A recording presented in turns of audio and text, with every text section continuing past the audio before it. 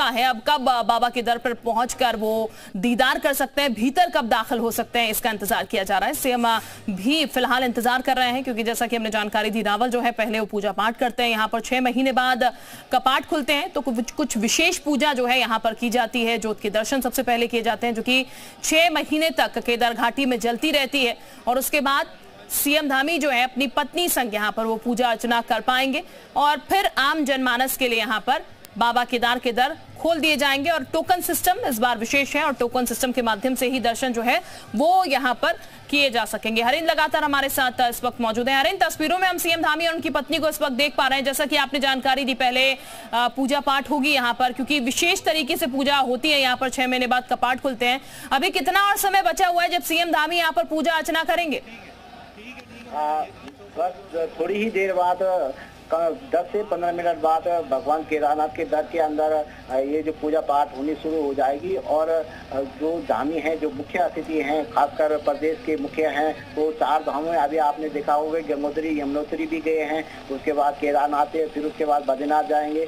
तो एक जो 4 धाम यात्रा है, अहम यात्रा है और उसमें जो रुद्राभिषेक की जो पूजा वहाँ पे होती है वो कम से कम 10 से 15 मिनट की होती है। और भक्तों को जब ये मुख्य अतिथि की जो पूजा हो जाएगी उसके बाद श्रद्धालुओं के लिए एक अलग सा बिल्कुल श्रद्धालु अपने जो दर्शन करने के जो लालायित है वो दर्शन कर पाएंगे। तो निश्चित तौर पे आज पहला दिन है, बड़ी प्रतीक्षाएं होती हैं, इंतजार होता है वो घड़ी का, जिस घड़ी में हर आदमी के कहता है। अब मैं खासकर आपको ये बता दूं, अपने जी मीडिया के दर्शकों को ये बता दूं कि पूरे देश के लोग अलग अलग, सबसे पहले जैसे आप पशुपतिनाथ से भी लोग आते हैं, पशुपतिनाथ जो पशुपतिनाथ है नेपाल का, वो लोग सबसे पहले चढ़ावा चढ़ाते हैं। जो हिमाचल से आते हैं, जिसको हिमाचल के लोग भी सबसे पहले पैदल 1-2 महीने की यात्रा और सबसे पहले लाइन में लगते हैं और उनका अपना देवता होता है। वो देवता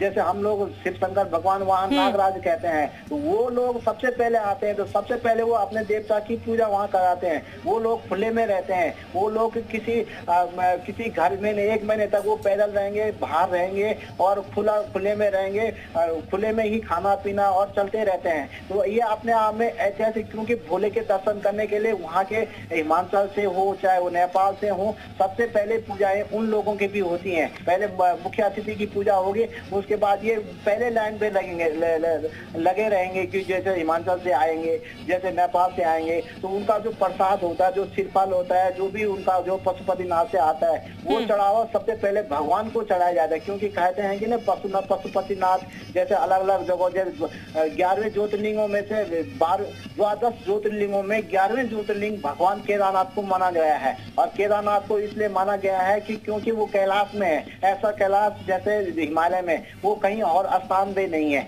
और इस कैलाश के 5 मुख्य भाग यहाँ पे हैं। जैसे आपको मैं बता दूं कि केदारनाथ नंबर प्रथम है, द्वितीय केदार मधमेश्वर है, तृतीय केदार तुंगनाथ है, चतुर्थ केदार रुद्रनाथ है और पंचम कल्पेश्वर है। कल्पेश्वर की जैसे कल्पना होती है जो उनकी जो भुजाएं, जो उनके बाल होते हैं कल्प, और मुखमंडल उनका रुद्रनाथ में है और तृतीय बाहु की भुजा उनके तृतीय केदारनाथ तुंगनाथ में है। और मध्य हिमालय में मध्य हिमालय में मधमेश्वर भगवान है। स्वयं आपको पृष्ठभूमि का जो दर्शन होते हैं वो आपको केदारनाथ जैसे हिमालय में होते हैं। तो पांडवों ने जब ये भगवान स्वयं पांडव शिव की दर्शन करने के लिए पहुंचे तो पृष्ठभाग का हिस्सा ही उन्होंने दर्शन किए थे और वहीं पे स्वयं भगवान का उन्होंने भगवान को पाया था। तो ये कहते हैं कि इस स्थान में निश्चित तौर पे अपने आप में ये ऐतिहासिक स्थान है। भगवान भोले का इस स्थान में ही जो भी अरे वापस आपके पास लौटती, लेकिन कुछ तस्वीरें देखिए इस वक्त, खास ये तस्वीरें केदारनाथ से आपको दिखा रहे हैं।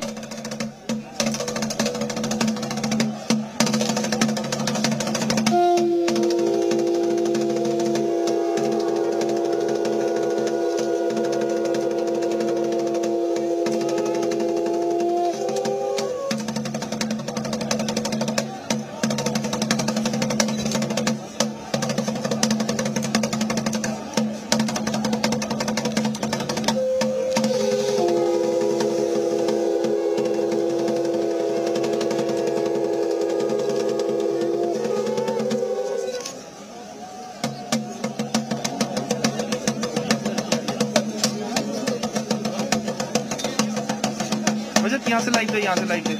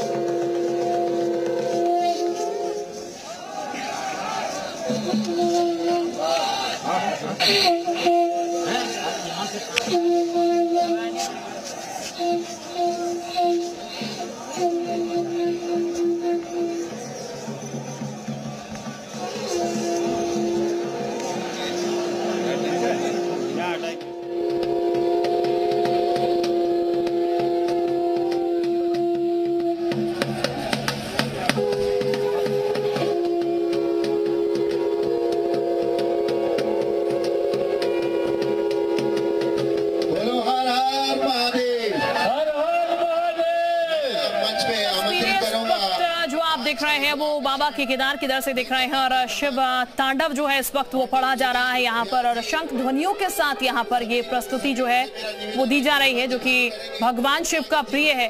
शिव तांडव रावण द्वारा रचित और इस वक्त जब बाबा के कपाट खुल चुके हैं तो उनका सबसे प्रिय शिव तांडव जो है वो यहाँ पर पढ़ा जा रहा है। हरेंद्र इस वक्त हमारे साथ यहाँ पर जुड़ चुके हैं। हरेंद्र का एक बार फिर से हम रुख कर लेते हैं।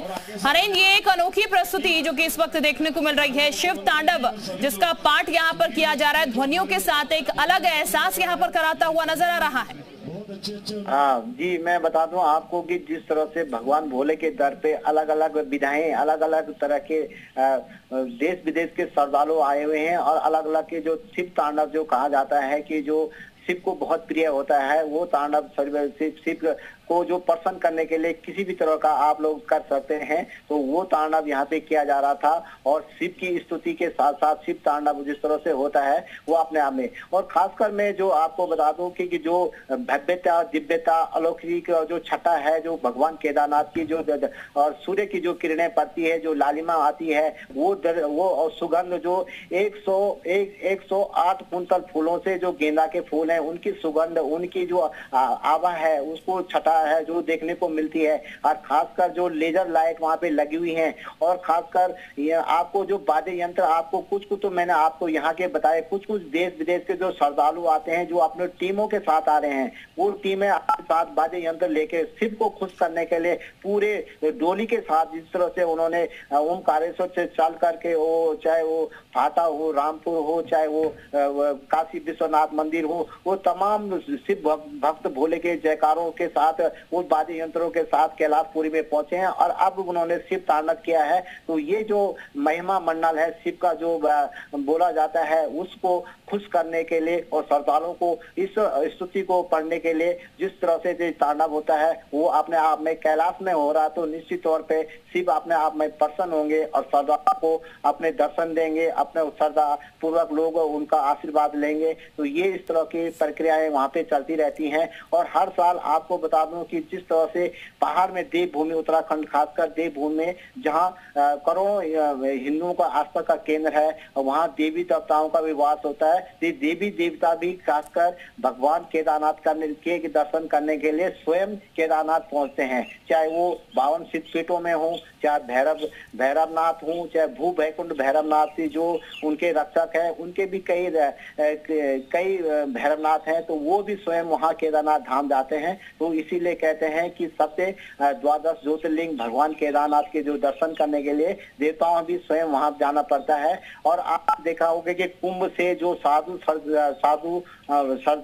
होते हैं वो लोग स्वयं केदारनाथ पहुंच गए हैं। अब वो गुफाओं में, उन कंदराओं में भगवान शिव के लिए आराधना करते हैं और शिव की स्तुति करते हैं। तो अलग अलग कंदराओं में, गुफाओं में वहां रहते हैं। इसीलिए वहां पे जो गुफाएं हैं, जैसे भगवान केदारनाथ की जो मोदी गुफा नाम से भी जाना जाता है, तो वहां पर स्वयं मोदी जी ने भी वहां पे तपस्या की थी एक रात को। तो आपने में अद्भुत माना जाता है कि जो स्तुति करता है, जो ध्यान करता है, उसे भगवान शिव प्राप्त हो जाते हैं। तो इस तरह से ये अलंकार जिस तरह से देखा जाता है, अलग अलग रूप देखे जाते हैं। शिव को जिस तरह से पूजा जाता है, कहते हैं कि शिव जो है वो निराकार के रूप में है और सब में है, सब चीजों में विद्यमान है। तो उसी प्रकार जो यहाँ पे हर प्रकार का वाद्य यंत्र है, चाहे वो किसी भी रूप में है, वो शिव के आकार में, शिव के रूप में देखा जाता है। तो ये भगवान कैलाश की विधाएं हैं जिनको यहाँ पे पूरे की जाती है। शिव तांडव हो, रुद्राक्ष की पूजाएं हो, जो से